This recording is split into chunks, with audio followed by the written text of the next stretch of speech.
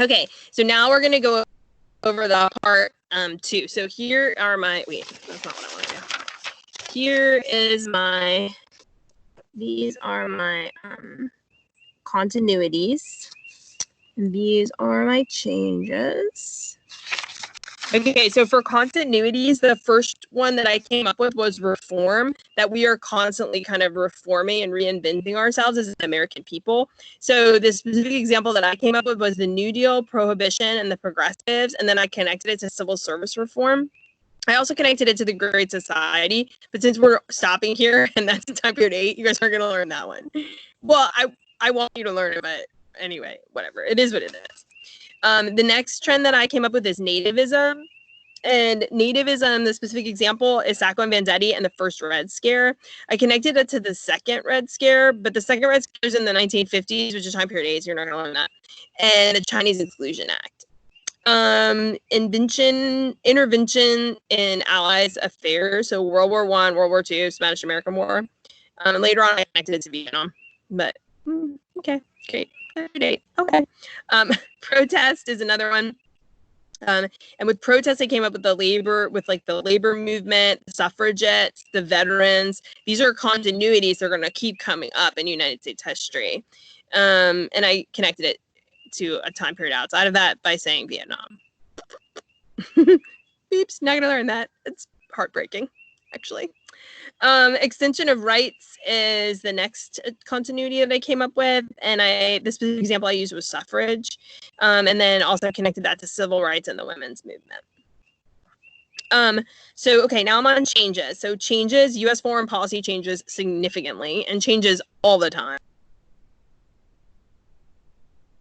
And that becomes something that you have to kind of start to really look at, right? We sort of pull ourselves inwards because of all these huge things that were happening in the world. But World War II really vaults us onto the world stage where we start to say, like, wait a second, we can't be isolationist anymore. This isn't going to cut it, right? There are evils rising in the world, and the United States, the biggest dog in the room, and we can't keep not intervening. So that's kind of what ends up happening. The progressive reforms are a huge change, and they really do kind of modify our country. They change our country in some very formative ways. The New Deal is a change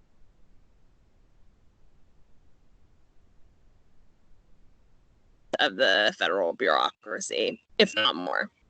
The Great Depression is another change. We could go from Republican control to Democrat control, and the Democrats end up in control for a while. So Richard Nixon. Okay, now we're on causes and effects and compares and contrasts. Comparison and contrast. So here's causes and effects. And there's my compare and contrast. So as far as causes, as far as the event, I put business and labor reform, and the long-term cause of that would be the Gilded Age and the excesses of industrialists. The short-term cause of that would be the jungle and the work of the reformers. The effects of business and labor reform, the short-term effect is the president has to involve himself in labor disputes. In the long term, we end up with the FDA, which functions for 100 years, pretty much as Teddy Roosevelt designed it.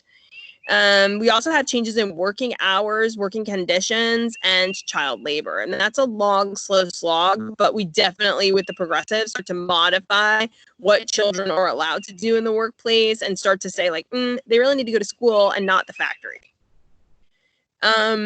Okay, events and changes, the expansion of the role in government as far as the New Deal is concerned. The long-term cause of that is the excessive spending of the Roaring '20s.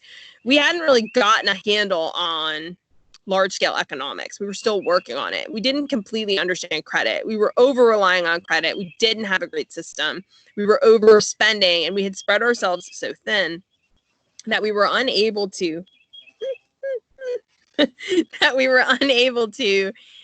kind of get it back once the bottom fell out. Buying on the margin, speculation, and over-reliance on credit are the short-term causes of the New Deal.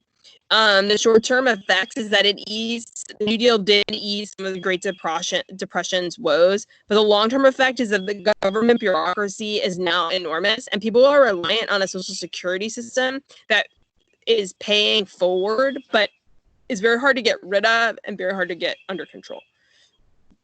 Another event and cause and effect that I have is the dropping of the atomic bomb. So that was caused, a long-term cause of that was for the United States to show military strength. And the short-term cause was to get the Japanese to surrender unconditionally. In the short term, it starts the Cold War because Stalin's like, hey, you set an atomic bomb and didn't tell me about it. In the long term, it ushers in the nuclear age, which is like, whoa.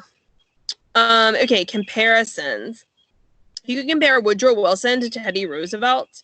You could compare the 20s Red Scare with the 50s Red Scare, Pearl Harbor with 9/11, and internment with Indian removal. All right, big ideas. Ready for the big ideas?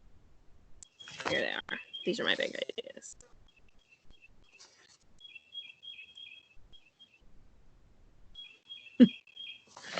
Okay, so the first one is the Spanish-American War, right? That's the big idea. And what you really have to start to understand as far as the Spanish-American War being a big idea is conceptually, it entrenches America's imperialist desires and gives us holdings that we have to manage for a very long time, and also gives us strategic importance in the Caribbean. World War I is another significant big idea. Progressive reforms, the 20s Red Scare, which is like we're worried about communists because of the Bolshevik Revolution.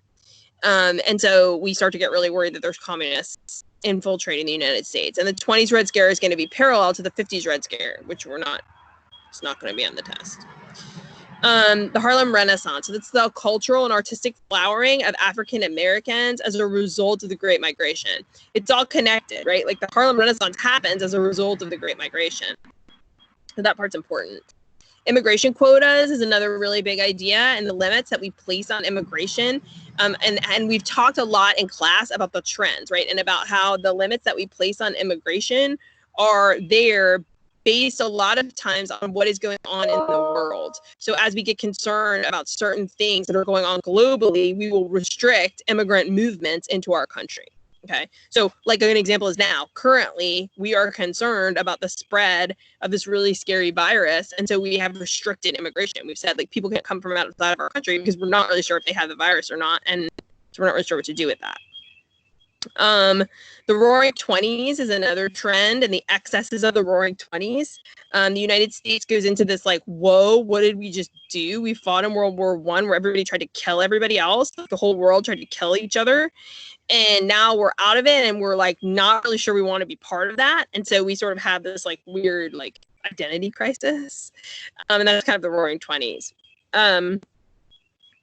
There's a lot of juxtapositions in the Roaring 20s that we dealt with when they did those social cartoons, the 1920s political cartoon assignment.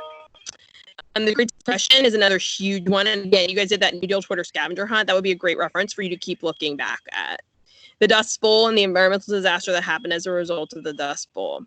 World War II, right, is huge. The atomic age, ushering in the idea that we have this giant nuclear bomb. And then we start this whole idea of like the entire world starts like, whoa, wait a second, the United States has that, we need that. And then, you know, the fact that it's out there, you like can't get the beast back in the box, you know, if it comes like everybody's kind of trying to one up each other. The Seneca Falls Convention and women's suffrage and Carrie Chapman Catt, all those are all super important with the winning strategy.